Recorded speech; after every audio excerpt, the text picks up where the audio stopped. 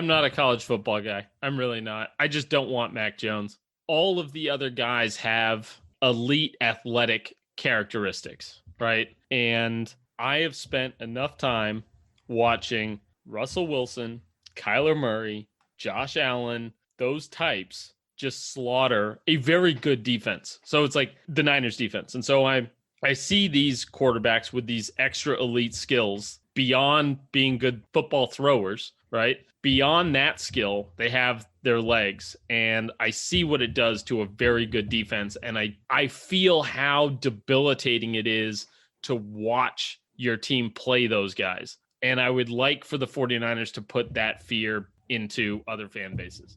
Do you still have that same reoccurring nightmare of Russell Wilson just escaping the pocket and finding someone deep 50 yards? Because every night I go to bed during football season, I just think about that stuff. Yeah, it blew me away that he's like the most sacked quarterback of the last few years, because I'm not sure, like I can count on one hand the number of sacks I remember him taking from the Niners. Like him, Kyler Murray, Josh Allen, like we just haven't been able to get to those guys for the most part for the last couple of years. Despite dynamic pass rushes, because Aldon Smith in his heyday, Justin Smith when we had that Harbaugh defenses, and obviously the 2019 and 2020 units, and still, yeah. Like, we can't even touch the guy. Or when we do touch the guy, we get a hand on him and he still kind of rolls around, does some kind of bullshit, and somehow we end up losing the game. Like, what, week 17 last year? I want them to feel that from us. I want them to be like, oh, fuck, how are we going to contain this guy even if the pass rush is there?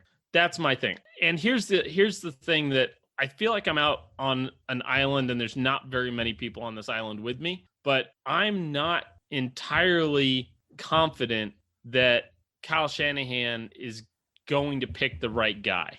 I just keep going back to the 2017 draft, and because I'm not a Kirk Cousins fan, and Kyle Shanahan is like would adopt him if he could. And so like we've got these two, not that Kyle gives a shit about my fucking opinion. I'm a meme page, but we've got these two, I've got one opinion of Kirk Cousins, he's got the other, and that colored the 2017 draft because the Niners went into the 2017 draft with Matt Barkley and Brian Hoyer as their quarterbacks. And that draft had Deshaun Watson and Patrick Mahomes. And we left with neither of them, but we added CJ Beathard in the third round.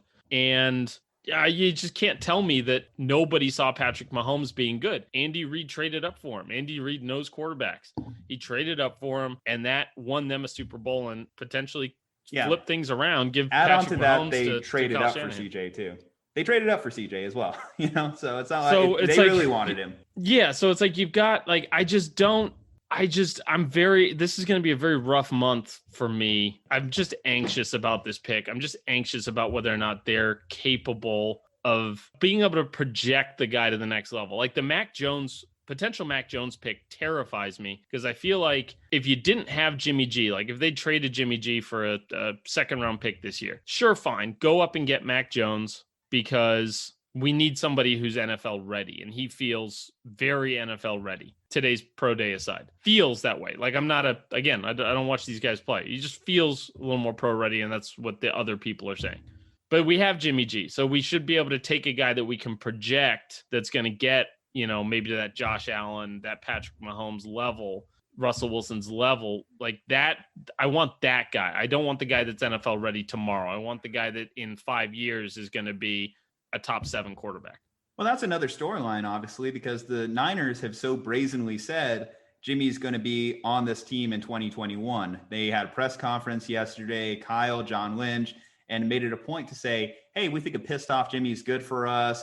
We think that this team will benefit from having Garoppolo on the roster. We talked to him personally. And unless a trade comes that blows us away, Jimmy's going to be on the Niners. Now, with that said, like that does free you up to get a quarterback that you think that you can wait on for a year, that you don't think have to put out there week one, play him just to make everyone feel good about the team.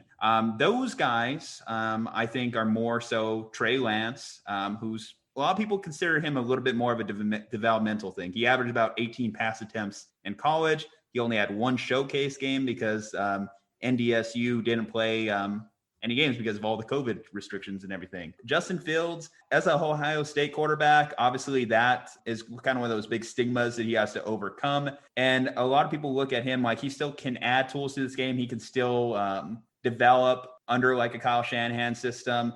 And I think that those make sense if you're going to keep Jimmy. And it's an interesting thing to kind of follow, because if Jimmy is healthy, as we mentioned, you can win with him. And if we can win with him, you would think that could only increase his trade value. But what if you win too much with him? What is that kind of threshold like of like, we drafted? Such thing. I mean, yeah, but in their minds, if they have this grand master plan of bringing in a rookie just to kind of like replace him, do you kind of like have the fan base turn on you? I mean, Niners Twitter is already a rough place to be at. I don't know if you like follow a lot of the pages there. There is people at each other's throat on there constantly over the quarterback decisions. Yeah, I don't mix it up. I'm a semi-interested observer on 49ers Twitter. I don't get too far into the comments just because I respond to enough comments online with my page. To me, listen, I think it was Matt Barrows wrote, if you were to promise that the 49ers would win a Super Bowl this next season, they'd trade 15 first-round picks. Like, a Super Bowl is everything, right? So there's no such thing to me as winning too much. They are going to have to replace, because they gave up 2 future players, right? They gave up 2 future first-round picks plus a future third. They're going to have to replace those guys. Those guys are going to have to come from free agency. They're going to have to fill those roster spots somehow. They're going to have to use the $20 million gap between the rookie and Jimmy G's contract to fill those spots. Do they have to do it in the next 2 years? I mean, let's just take the extreme example. It's like the Niners win back-to-back Super Bowls with Jimmy G as the quarterback. What do you do then? You're probably franchising him and trading him at that point, or you're trading the rookie. You're trading the guy who's going into his 3rd season. Either one of those I'm fine with, because it comes with 2 Super Bowls. Even if it comes with 1 Super Bowl, I don't give a shit. There's no such thing as winning too much for me. Figure it out after the Super Bowl. That would be my thing. And listen, I'm a fan. They don't pay me any money to worry about this other stuff. If that causes John Lynch some anxiety, who cares? But I don't think it would. I don't think him or Shanahan care one bit about what after a Super Bowl win would look like.